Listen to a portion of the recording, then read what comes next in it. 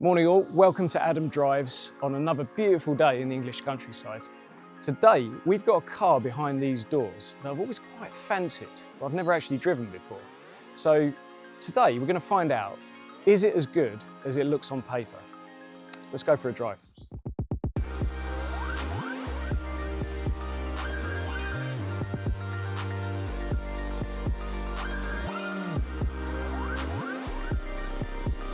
Straight onto the look of the car. I've showed it to several people and they've all commented that it's a really good looking car, but I'm not really so sure. I mean, it's not a bad looking car, but if it didn't have the AMG badges on, I don't think I'd know that it's anything special, any different to normal ML. And the other thing is, I can't quite get over how the rear quarter window doesn't quite line up with the side windows. It kind of looks like it's designed by two different people to me. What do you think? Am I being too harsh? Let me know in the comments.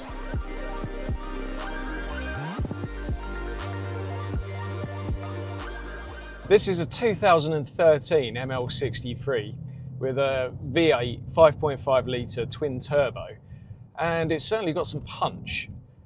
518 horsepower, 700 newton meters of torque, and it's a little on the heavy side as you'd expect, 2,350 kilograms, giving it a power to weight ratio of 220 horsepower per tonne. The thing is though, you can't feel it. When you put your foot down, even in sport mode, you're like, I thought this car had 500 horsepower. Where are they? And then you push it down a bit more and all hell breaks loose. Allow me to demonstrate. My first impressions of the car are, as you'd expect really, it's a high quality, luxury German car. Everything's in the right place. There is actually there's a bit of a rattle coming from behind the dash that I find quite irritating. I've got a bit of an OCD thing with rattles. I don't really mind if it's kind of a cheap, banger. I quite like it when those cars are rattling and banging because it's kind of like adds character, I think. But when you've got an expensive luxury car, remind you, this was £83,000 when it was new in 2013. And that's probably the equivalent of maybe £120,000 today. And in fact, the ML63 was replaced by the GLE 63, and you can pay up to £148,000 for one of those, although that's for the S model. I have to say, the handling and the brakes on this car are extremely good. There's loads of grip, it's very predictable, quite a nice ride. It absorbs the bumps really nicely, but without having too much body roll. It feels, you can't say that it feels sporty to drive, to be fair, but it will munch miles comfortably. You know, it's if you wanted to say drive to the south of France, you'd be happy to take this car. It's nice and comfortable, handles well, it feels safe, and of course it's extremely fast if you want it to be. But weirdly, for an AMG, it feels more comfortable driving well within its limits than being hustled. One thing that I do find instantly irritating about this car is the fact that it refuses to remember your driving settings.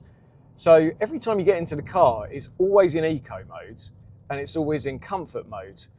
And the problem with that is that the throttle response has been set up for your granny to pull out of Tesco's car park. It's really non-linear. You've got to it feels like you've got to get your foot halfway down before the car even moves. And on the way to the shoot today, I couldn't see to the left in a country lane, and cameraman James said, yeah, you're fine to go. And I touched the throttle and just nothing happened. I was coming off of left foot on the brake onto the throttle, and the car just sat there. And for a 500 horsepower monster like this, it doesn't quite work. So you put it in sport mode, which you have to do every single time you jump in the car. Even if you stop at a petrol station, you've got to re-put it in sport mode every time. Even then, I don't feel like the throttle map is what a proper AMG should have. You want to have instant power, particularly when you're riding 700 newton meters of torque. you know, you touch the throttle, you want the car to go, and it just doesn't. And it kind of kills it for me a little bit. That's really my biggest criticism of this car is the gearbox is just slow and dopey. The other thing that is maybe a little bit iffy for me is the build quality of the car. At first you jump in and you think, yeah, it seems nice, comfortable seats, comfortable steering wheel, but then you start driving and you kind of like start hearing rattles a little bit. Let's see if you can hear this.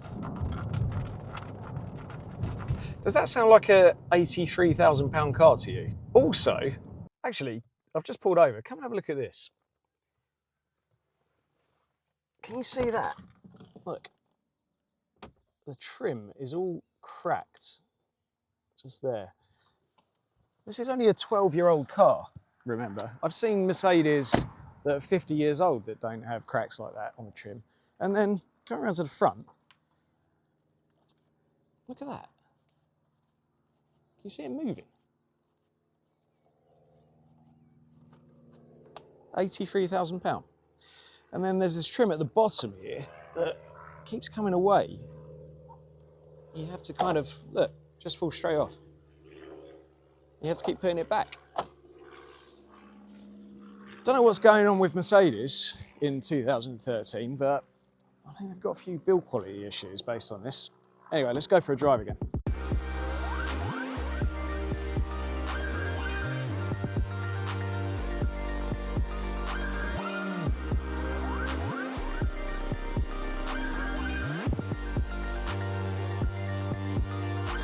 There's another thing I want to mention while I'm being a bit moany about this car, and that's when you try to activate the rear windscreen wiper or the rear windscreen washer, you either end up shifting down, or if you just use the back of the switch, you indicate left.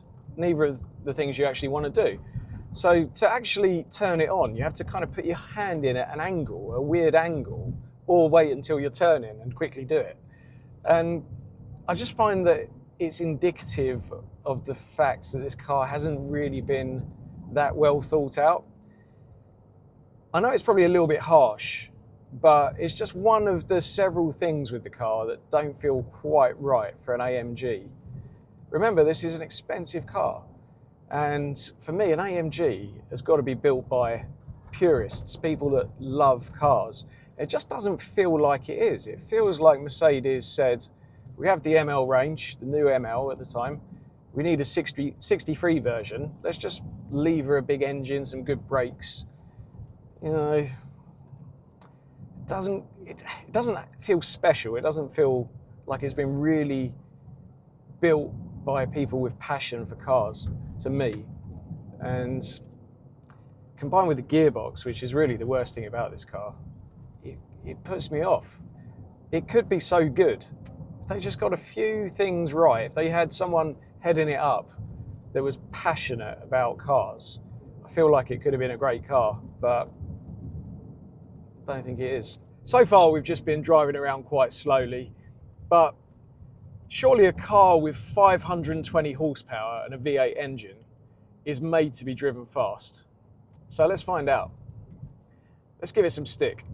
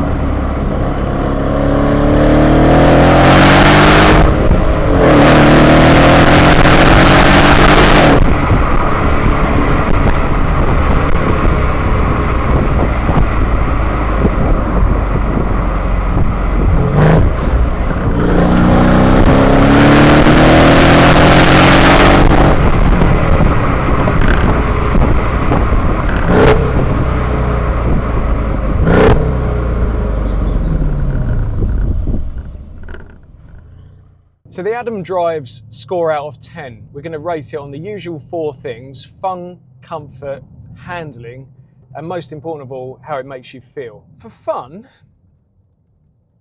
it is quite fun in the sense that it's a very, very powerful car, and if you put your foot to the floor, it's not bad. You can hustle the car a lot because the handling's really good, the brakes are really good.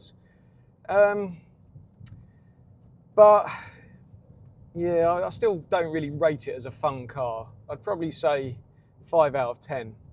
In terms of the comfort, on the other hand, it's a very comfortable car. I think Mercedes has done a great job with the suspension. The car doesn't roll, but at the same time it rides the bumps really nicely.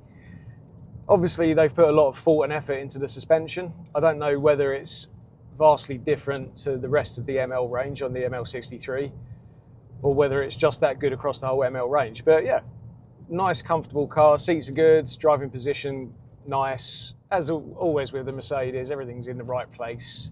Most things work. Slightly irritating, the odd rattle here and there, but it doesn't really interfere with the comfort too much. So I'd probably say 8 out of 10 for the comfort. In terms of the handling, similar story really. The car does whatever you want it to do. It feels like it's got all the grip in the world. The brakes are excellent.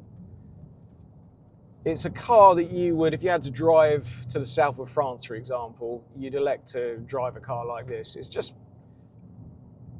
it handles nicely and it's comfortable. So for handling, I'd give it a 8.5 out of 10, I think. But coming on to the most important factor of how the car makes you feel, I've got to say, the experience of driving it is absolutely killed for me by the gearbox. It always feels like it's in the wrong gear. When you want to pull away, it feels like you've got no power. And even if you have it in sport mode and you're driving it briskly, it's always in too high a gear, and every time you go on the throttle, it has to kick down. And that is not done quickly, like with a more modern double or multi-clutch system. It just feels lazy. And I know that Mercedes have the technology and the ability to make cars that understand how you're driving. They understand when you're driving them fast, they give you a different response and make sure you're in the right gear, essentially. Much older cars than this, from the 90s, are able to do that. And this one just doesn't. And it doesn't make any sense to me because it's an AMG. So that does kill it for me. So for how it makes you feel, I'm going to give it an Adam Drive score of 3 out of 10, I'm afraid. Bringing the total to... So to answer the question, is the ML63 as good in reality as it is on paper? I don't think you're going to be too surprised here that I really don't think it is, which is sad because I was really expecting to love this car. So should you buy an ML63? Well, if you want a powerful, big, safe, reliable car that drains your wallet every time you go to the petrol station, then it's not a bad buy. But for me, the awful gearbox just completely kills the driving experience, and it's just not worth the money you've got to spend on the fuel. So you don't get a return on the money spent. If you've got a car that you love driving, gives you great feedback, makes you feel wonderful every time you drive it, you don't mind spending a bit on fuel. But for me, I feel like I'd rather have a diesel ML than an ML63. I can't believe I'm actually saying that, but I'd rather just have an economical, comfortable, safe car where I don't have to spend all that money on fuel, because it just feels like it's a waste. So sadly, as someone that loves AMG cars, I'm going to have to say I can't recommend it. I don't think you should buy one.